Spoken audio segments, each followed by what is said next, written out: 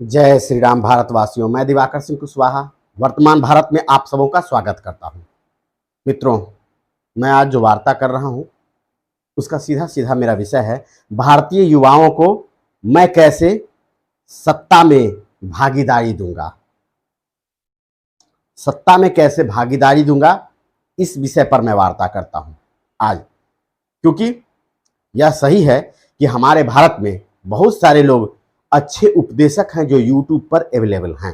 वो उपदेश देते हैं और उनका ज्ञान उचित भी है, सही भी है। मैं उनका सम्मान करता हूं क्योंकि मैं सुनता हूं जो भारत के युवाओं को जगा रहे हैं। और आज स्कूल और कॉलेजेस में जहां पर मौका नहीं मिल पाता है शिक्षकों से ज्ञान मिलने का, यूट्यूब सबको सार्वजनिक रूप से ज्ञान दे रहा है। इसलिए उन सभी लोगों को पहले नमन मेरा जो अच्छी तरह से ज्ञान देते हैं। परंतु मैं उन ज्ञानों से अलग मैं कोई ज्ञानबाजी की बातें नहीं करूंगा, मैं कोई उपदेश नहीं दूंगा, क्योंकि मेरा उद्देश्य लोगों को जगाना नहीं, मेरा उद्देश्य जगे हुए लोगों को सत्ता में भागीदारी देना है।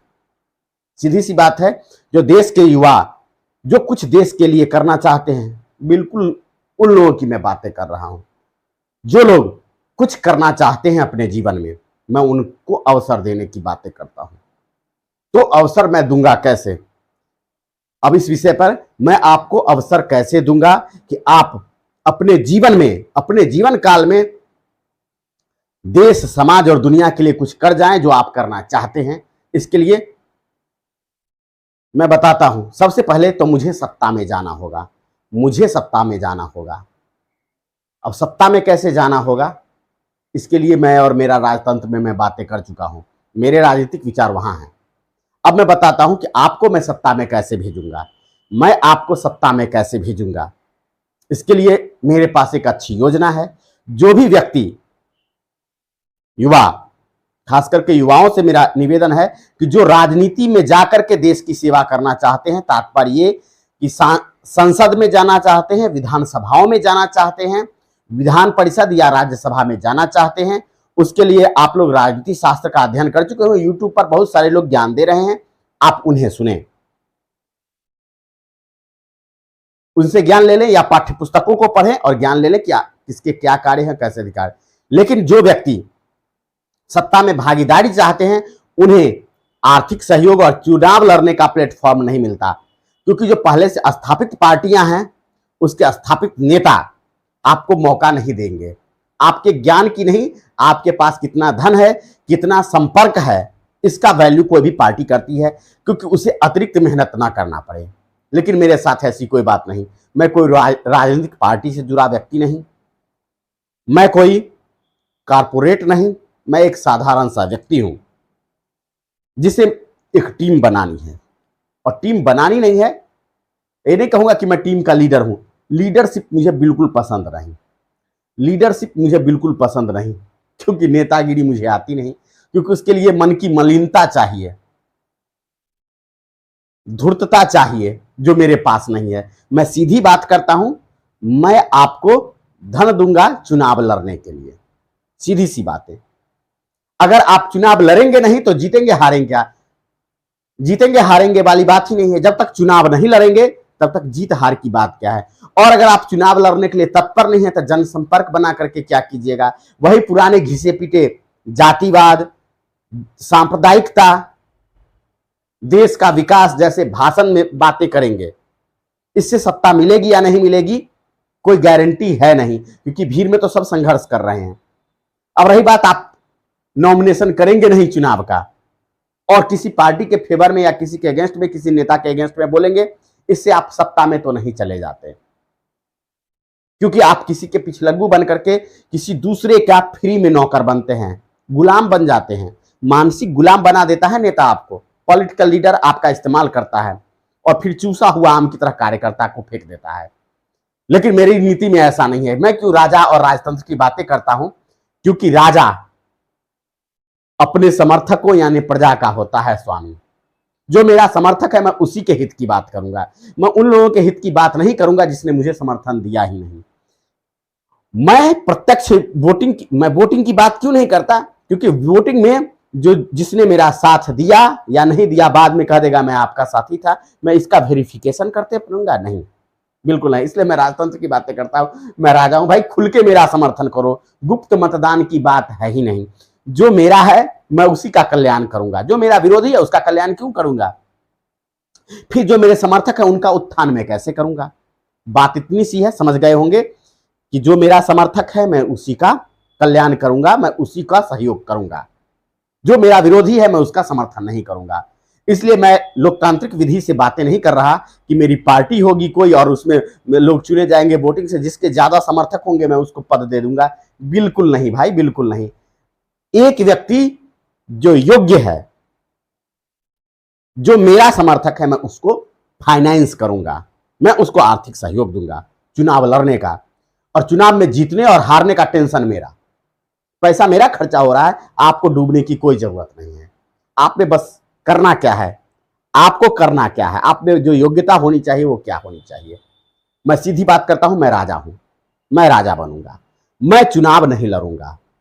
लेकिन इसका मतलब क्या है, मेरे जो समर्थक हैं वो तो पार्लियामेंट में जाएंगे, वो पार्लियामेंट में जाएंगे और देश बनाएंगे, एक नया देश बनाएंगे।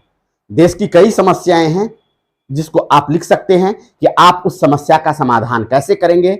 लेकिन आप मेरे समर्थक बनने के लिए 4 वाक्य लिखेंगे, 4 कमेंट लिखेंगे मेरे किसी भी वीडियो वार्ता पे, जिसमें आप मेरे प्रति आस्था, निष्ठा, विश्वास और समर्पण व्यक्त करेंगे। अपनी बातों से यह स्पष्ट करेंगे कि आप मुझ में आस्था रखते हैं, आप मेरे प्रति निष्ठा रखते हैं, मुझ में आपको विश्वास है और मेरे प्रति आप समर्पित हैं। इन 4 विषयों से संबंधित 4 कमेंट आप लिख सकते हैं।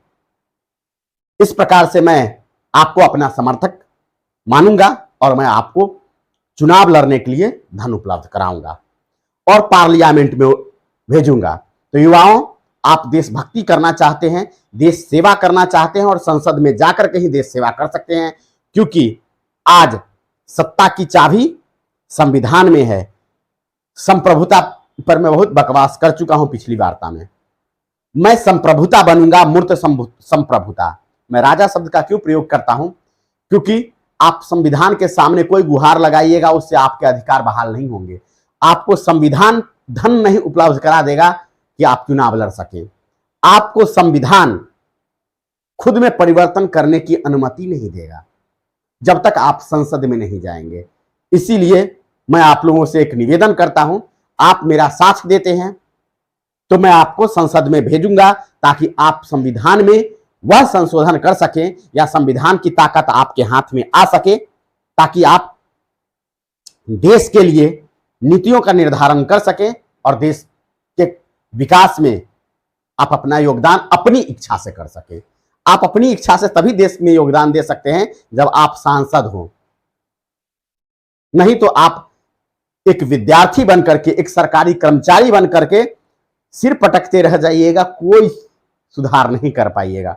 अभी हाल में न्यूज में कुछ अधिकारी लोग बहुत फेमस हुए हैं, आईएएस अधिकारी, 5-6 साल से देख लीजिए। आईएएस अधिकारी भी यूट्यूब पर उनके बयान और उसके वीडियो आते रहते हैं अच्छा करना, लेकिन बच्चों वो अच्छा नहीं कर सकते मित्रों, वो अच्छा नहीं कर सकते क्योंकि वो सांसद नहीं हैं, वो कार्यपालिका के अंग हैं, वो पब्लिक सर्वेंट हैं, जनसेवक हैं और उनके अधिकार बंधे हुए हैं संविधान के द्वारा, हाथ बंधे हैं, वो कुछ कर नहीं सकते।